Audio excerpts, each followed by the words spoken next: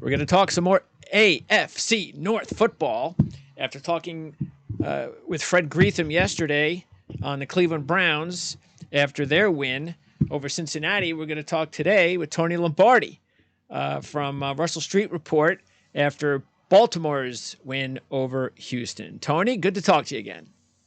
Always a pleasure, Greg. Thanks for having me. It's always great having you on. Wouldn't think of talking to anybody else if I want to get some in-depth, knowledgeable Baltimore Ravens coverage. And we were going to talk before the season as usual. Our schedules did not permit it, but we thought this was probably better anyway because the season now is kicked off. And so now we have a little bit more of an idea of what's going on after one game. And I know it's Houston, and that's the trick because as I said in my show yesterday, it is just so hard to evaluate teams in the NFL after just a few games, sometimes even a month or two, based on the schedule. And so it's really hard to judge Baltimore after playing Houston and a new coach and a rookie quarterback. But how did you think they played? Yeah, I think your point's well taken, Greg. I call it overreaction Sunday. You're probably not as good as you may have looked winning, and you're not as bad as you looked losing in the first game of the season. But that said, I think if you look around the entire league, you're seeing things that the offenses around the league really struggled. And that might be in part due to the fact that a lot of players did not play in the preseason. And I think that showed with the Ravens on Sunday. That offense, there hasn't been a single snap in the history of the following players' careers that they played together. Rashad Bateman, J.K. Dobbins, Ronnie Stanley, Lamar Jackson never took the field together until Sunday. Not Wow. one single snap. And that didn't last very long with J.K. Dobbins going down. I think it was, in the third quarter. Yeah, and not having the padded practices as well. It's just it's a great point, and that's something that, like you said, you have to take into account.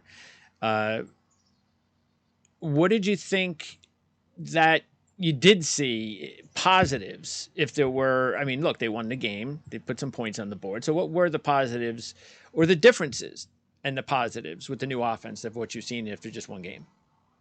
Well, the positives from a perspective of Todd Monken is that they're showing a lot of different looks. They're trying to get more things indoctrinated into the offensive team. As you know, Greg, the Ravens have been pretty much a running team, a run first team. And I don't know that that necessarily changes completely going forward, but I think what you'll see is a more versatile passing attack. But we didn't see much of that against the Texans. The Texans played a pretty good defensive game, and they got after Lamar. So I think maybe he held onto the ball a little too long. I think the offensive line had a bad game. But that all said and done, they're trying to implement some new strategies from Todd Monken. I think the jury's still out. I read on Twitter this morning, Greg, that the Ravens had 53 plays on Sunday with three wide receiver sets. Okay. In all 2022, they had like 140 Wow. the That's a entire big difference. season. It's a huge difference. Now, it didn't really materialize into point. The Ravens looked good those first two series coming out of the break in the third quarter. But other than that, they looked a little shaky. Zay Flowers is certainly something to build on. I think he's a dynamic player. He's so quick in and out of his breaks. A real nightmare matchup for opposing defensive coordinators. And if OBJ can get it low and Rashad Bateman can stay healthy, I think they've got some weaponry on the outside. I think they were also missing Andrews on Yeah. Sunday as well, not only from a blocking perspective, but obviously from a receiving perspective. He's got that rapport with Lamar that can't be replaced by his replacements, even though those guys are good. Yeah, that's the thing is health with any team, and the Ravens certainly, if healthy, with the skill position players, or at least in the passing game, this is the best we've seen in a long time. So we'll see once it all comes together because Mark Andrews not expected to play this week, correct? Well, he did practice yesterday, Oh, limited, okay. but he did practice, so I think he may be a go. The guys that probably won't play, and these are some big names, starting center Tyler Linderbaum and the starting left tackle Ronnie Stanley. They probably don't go. Marlon Humphrey, He's been nursing a foot injury, had some surgery done during training camp, so it's doubtful that he's going to go as well. Yeah, I'm popping up the depth chart right now as we speak, and Arlads now has a red designation for potentially injured players. So those players you mentioned are all in red. Let's keep with the offense then. So if Stanley, I mean, he's been banged up, of course, the last few years. So he gets out there and plays, and he gets injured and has nothing to do with anything but luck. So this wasn't like, oh, I re-injured the injury just by being in a stance or going toe to toe with someone. I injured it because what, he tripped over someone, or how did that work? Well, both he and Linderbaum suffered similar injuries in similar ways. Guys just rolling up on the back of their legs, and Yep. that's kind of common when it comes to offensive line play. Yeah, and that happens a lot. And you know what is interesting in my mind is that it doesn't happen more often as far as injuries when you really think True. about it. So, all right. So Stanley now, what's the prognosis for both of those guys? Are they? So you're saying they're out, and then any idea? Is it just week to week at this point? That's what John Harbaugh has been saying. But John has a track record of not giving anybody information that he thinks might give a competitive advantage to the opponent. So he's calling it week to week with both Linderbaum and Stanley. My guess is that they're going to miss a couple of games each. Okay, and if that happens, so again, looking at the depth chart, Makari, we've seen him play. So does he just move into the left tackle spot, and then who plays center?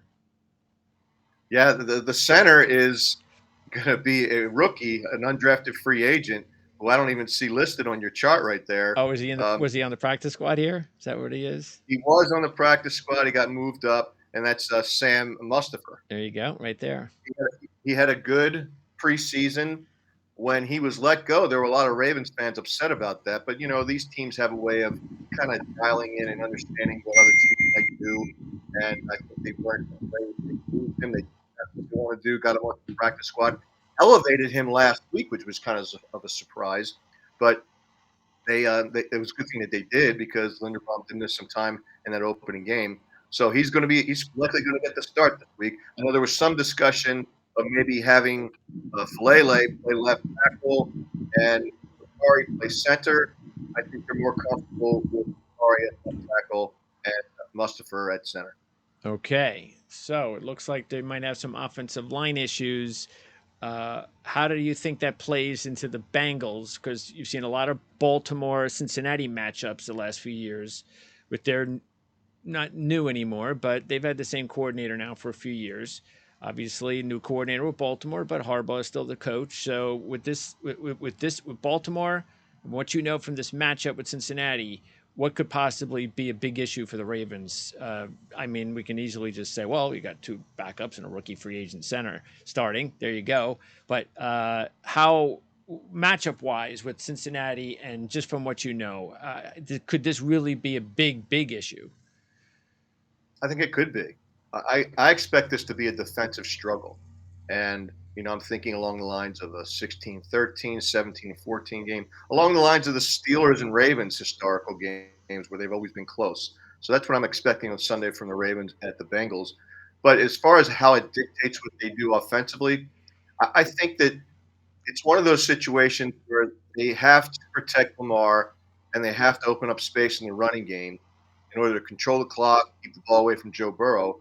And I think the way you might want to go about doing that is you throw short passes to set up the run and open up your playbook on second down instead of just the traditional run on first, second down, and throw on third down. I think they need to mix that up a little bit.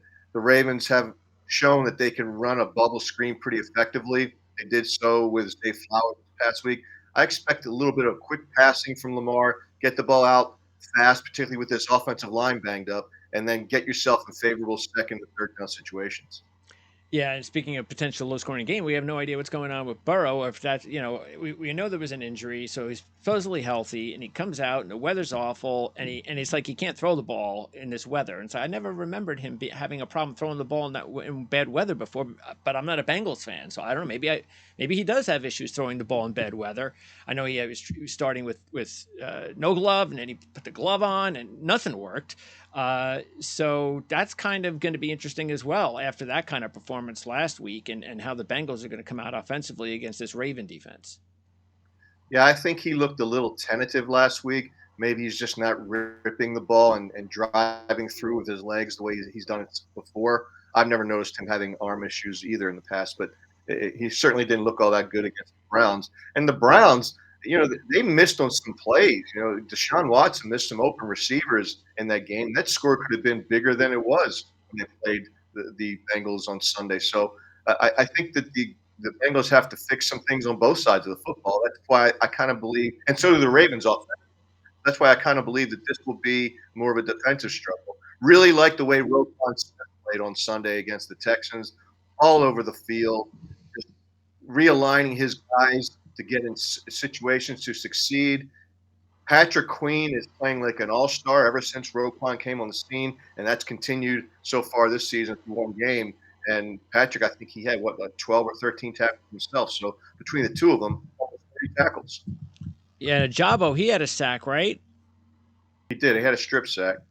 Yeah, and that's obvious. That's going to be huge. Is him now after the injury, going out there and providing the pass rush that. And Dafe Owe had a really solid game against a capable tackle in Larry Tunzel. So he did a nice job.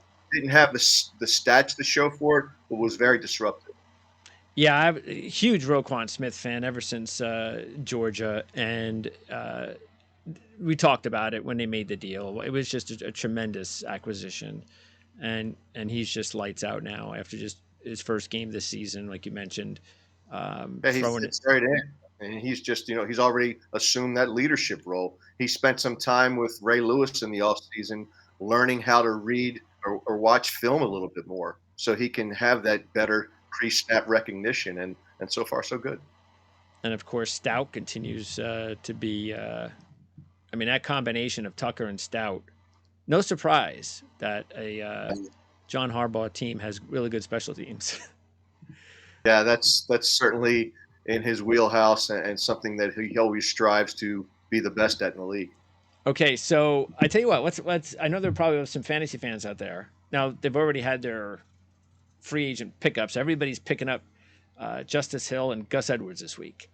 I actually picked up Melvin Gordon now because I knew Okay. I wasn't going to get Edwards or Hill, and I figured, you know what, I'll take a second round because I had two pickups. So second round, no, I had to figure nobody was going to pick Gordon up, and they didn't. So I said I pick up Gordon because he's 30 years old. I don't think that's over the hill. And we know the Ravens want to run the football. And we know we've seen lesser talented players at Baltimore actually succeed on the ground.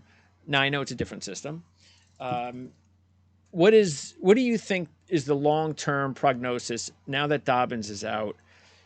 Is it they're going to test it out this way for a few weeks? Are they in contract negotiations with either Hunt or Fournette or someone else? Can we see the rookie who I'm a big fan of myself, Keaton Mitchell, when he comes back? Does he get into the fray? So, what do you think the long term prognosis is at running back? Well, it's an interesting question, Greg, and I should give a little bit of backstory in terms of how I view this. And the backstory is this: that I think that with Lamar Jackson as a runner, he really spreads the field and opens things up for those running backs. Yep. And I'm not trying to discredit them at all, Sure. but I think J.K. Dobbins and Gus Edwards and Justice Hill are all better, more efficient running backs. They'll have better yards per carry when the threat of Lamar as a runner is prevalent. I'm not so sure that that's the case this year. Now, I know you can't judge everything off one game, and there's a lot of people that believe that they thought they were going to beat the Texans anyway, so why should put it on film anything for the Bengals to get ready for, so that you may see a different look Ravens offense in game two than you did in game one. But I talked to a couple of people when I was out there at training camp this summer, And I asked a couple of reporters that follow the team on a daily basis if they thought that the Ravens would keep the running game, the system that Greg Roman put in because it was so effective, and then complement that with the passing schemes of Todd Monken. Okay. And the vibe I got was that it isn't that easy. I don't know if egos get in the way, whatever it is, but I didn't see a lot of the read pass option, the RPO, with the Ravens during training camp. Didn't see much of it in preseason. I don't know if it's just that they're trying to protect Lamar. They don't want to risk his injury. Therefore, he's not going to be the runner that he used to be. But I think that's just part of who he is. Got to use that talent in that way to help spread the field. Otherwise, I'm not so sure what these running backs are going to do. I looked at Melvin Gordon during training camp, and I don't think he's any better than Gus Edwards. In fact, I don't think he's as good as Gus Edwards. So, and their styles are similar, that north south running. Now, Gordon is a more accomplished pass catcher out of the backfield, so we may see him in that regard. But back to your point about Keith Mitchell, that kid is dynamic. If he has a step and an opening, he is gone. Yeah. And we saw at the collegiate level, certainly wasn't playing against the kind of competition he's playing against now. The preseason is any indication, there's a home run waiting to happen. Yeah. So if you had to wager that by midseason or by the trade deadline, that the Ravens are going to stay put or there's going to be another impact running back on this team, which way would you wager? Boy, I think that it's hard to say right now, but I think they're going to go with what they've got. I think Justice Hill was completely underutilized before. I think he has capability. I think that Gus Edwards is a solid, grind the clock down kind of runner who can get those tough yards and short yardage situations. Melvin Gordon has shown in the past what he can do. Although I would say this, that John Harbaugh has very little patience when it comes to running backs that put the ball on the carpet, and Melvin Gordon is known to do that. That's So true. Good point. it'll be it. See how that works out. Keaton Mitchell is a guy. I think they use him. Maybe they give him 6 to 10 touches a game, depending upon the opponent, and maybe he breaks off a couple of big plays. So I don't think he's an every down back by any stretch of the Sure. imagination. He's a smaller guy, but I think Monken will figure out ways to use him, get him in space where he can do the most damage. But to answer your question, do I think that they'll make a play at the trade deadline for a running back? I don't. I think it'll be more of one that's on the defensive side. Maybe it's an edge rusher. Maybe it's a defensive back. But I know that Eric DaCosta likes to make a big splash at that deadline, and I'm pretty sure he's probably plotting that strategy right now. Okay. And no definitive guess one way or another on whether or not they are interested in Hunt or Fournette. It's only been mentioned from a national perspective, and that's probably because Dobbins is down. Yeah. I've even heard people talk about the Ravens might want to get involved in the Jonathan Taylor discussions, but I just think that that's Taylor didn't want to play for the Colts because it was a contractual thing. The Ravens have very little salary cap space, so I don't know that they're going to make him happy unless he's just coming to a new team to audition himself for future years. Okay. Interesting. Yeah, definitely a part of it, no question. And maybe part of the big splash you're talking about, but we'll see. All right. So the matchup this week with the Bengals in general, what do you think? And again, it looks like what you said. Maybe this is one of those games that we talk about at the beginning of the year when we're making predictions, especially with the AFC North, how tough and competitive it is. Well, it's going to come down to injuries. It's going to come down to turnovers at key moments, or getting the call at the right moment, or getting screwed by the refs. That's how close this division is, and this is maybe one of those games. Is that we're already seeing some injuries that are affecting the Ravens, and I would have to think as an underdog. I think they're about a 3.5 point dog at this point, that with some of these injuries and with the fact that the offense is new and they haven't really been able to get anywhere near to where I'm sure they're going to want to by midseason, that they would feel pretty good if they were able to come in there to Cincinnati and win the game. If healthy, yeah, I hear you. But I look at these games like this, Greg, and that is no matter what the division is, whether it's the AFC North, whether it's NFC Central, whatever it happens to be, or NFC North, those teams just know each other. Yep. They built their rosters to win the division first. So all these teams are very familiar with each other. That's why even let's say the Browns at their very worst and the Steelers at their very best, they always seem to play close games, right? So generally speaking, there's always some exceptions, but I think these teams are very familiar with each other. A couple of things happened last year. I thought the Ravens played the Bengals twice with injuries down the stretch and nearly won both games. Of course, they lost them both in a playoff game, but on one play, it was a 14-point swing Yeah. when Tyler Huntley tried to dive over the top, fumbled the ball, and it was returned for a touchdown. So it's those kind of plays that the Ravens have to make now. They didn't make them last year, even though they weren't healthy. So I think that this will be a close game. And I also think if you look back a couple of seasons, back to 2021, I think Joe Burrow threw almost 1,000 yards in 2 games against the Ravens. Wow. That's a big number. I think it was like 940 yards, somewhere in that vicinity. And that didn't happen in 2022 because Mike McDonald came on the scene and he dialed up a different approach to defending Joe Burrow that worked a lot better than Wink Martindale previous to that. So I think that you're going to see them continue to do this kind of thing, that they make Joe Burrow nickel and dime his way down the field, and that's probably something that goes against their grain. Maybe they don't have the patience for that, which is why I think it'll be a low scoring game than most people might think.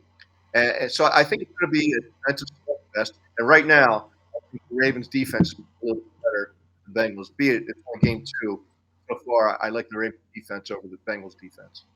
And another thing I wanted to ask is if everyone's healthy at wideout by the end of the season, who do you think will or should be the number one guy? That's a tough question. You would probably say OBJ should be the number one guy. And in the first game, he had a couple of nice catches. He drew a couple of long DPIs, which is important. That's important in any offense because he's attracting attention. At the same time, he had his man beat. Otherwise, he doesn't get the DPI. And so I think he's a number one guy if he stays healthy. He's looked great in training camp. Hard worker. He's matured. He's not the OBJ most of America is familiar with. I think he's a new man, and he's taken a leadership role in the team. Zay Flowers is the guy. I always say that players know players best. And OBJ in his interviews, he's quick to talk about Zay Flowers. Like, watch out for this guy. Oh And I yeah. know Steve Smith Sr., having been a Raven, he's paid attention to Zay Flowers. He loves the guy. He can beat you deep. He can beat you in short spaces. And you know this from such a student of the college game, Greg. He was the team at Boston Yeah. College. All they had. He still was effective. Yep. Now with all these, they're going with Mark Andrews on the field, OBJ, Rashad Bateman. If they're going to man up on any one of those guys, opposing teams will be in trouble if Lamar gets the ball out on time and he's protected sufficiently enough.